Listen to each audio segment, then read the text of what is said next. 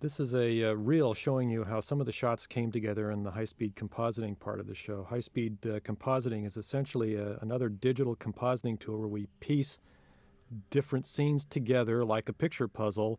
It just is a little faster and a little more interactive and real time when you're working with it. Some of the other computer techniques take a lot longer and you don't see immediate results. Sitting down with Mark or some of the other high-speed compositing folks like Sheena Dougal and the rest, you can actually work out shots in a sitting instead of having to wait days to see results and see what you're doing.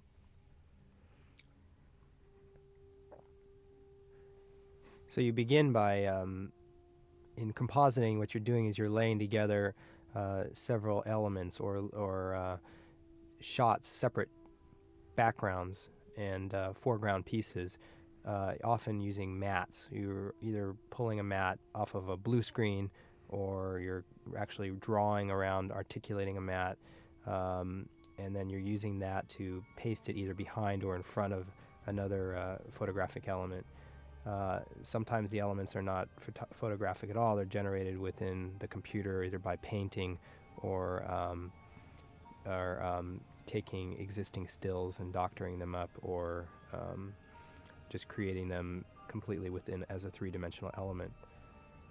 So a lot of these scenes, for example, on the beach, Jody and David Morris were shot in a blue screen. We would use a proprietary technique to pull a mat on them, including every strand of hair, so that we could place the background behind them. Without them being transparent. That's the main reason for a mat, is you just don't want to have the background bleeding through the foreground, so the mat blocks out the background from bleeding through. And here again, it's very fast techniques for placing in the artwork that we created for the sky. You can do some real fast checks on color, how it blends in with the background.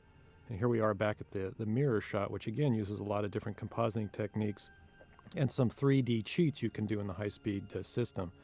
When the mirror closes towards the end, Mark really created the bevel mirror look, which didn't exist on it at all, and had to do some match move work on that and some fake sort of warping of the image instead of actual three-dimensional perspective shifts. It's a cheat when you warp some of the different perspectives around just to imply that that's what's going on. And here you can see the background element and the foreground element together and how they had to be stuck together. The blue screen in the mirror, once again, gives us an opportunity to pull mats of the foreground young Jenna easier than if it was black or any other color in there. In the example of this machine, we had to put a three-dimensional element underneath Jody and the pod, the foreground set piece. We had to often create the flooring or other pieces that need to go into it. So you can create as many as 30, 40, 50 different layers that need to be put into the scene. You use blue screen often to help you start with matting and then build on that. And this was, again, other techniques is a lot of the match move techniques that are used to put in artwork that's created, artwork of the machine, artwork of the helicopters. The Inferno has a great match move software, and it just makes it easier in placing in images that are false into real backgrounds. Here you would see the command ship environment was shot out the window entirely. Blue screen allowed us to pull a mat on the action that was happening in the foreground and put the background environment into it. And here again is a lot of compositing tricks with blending, different models of the pod and water splashes and a lot of different elements. And really all these sequences are the same. Everything you're seeing is multiple layers of material to make you believe what's happening, because it takes a lot of different material to do the subtle blending. It's like with Clinton here, he was taken from a press conference thing that he did. He didn't have the right suit on compared to the earlier stuff that was used in the sequence, so we had to change all of the color and the tie patterns on it, put our actors in. And again, it's just like a large picture puzzle. You figure out what your final image wants to be, you discuss it with the director, you pre-plan like crazy because there is no happy accidents in the world of computers generally.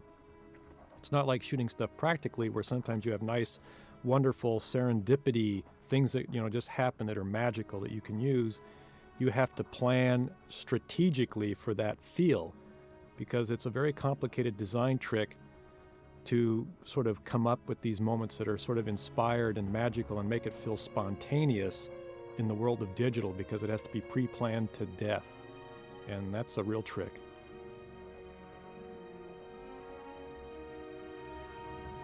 Here's an example of the blue screen floor we had to deal with in the Hokkaido machine.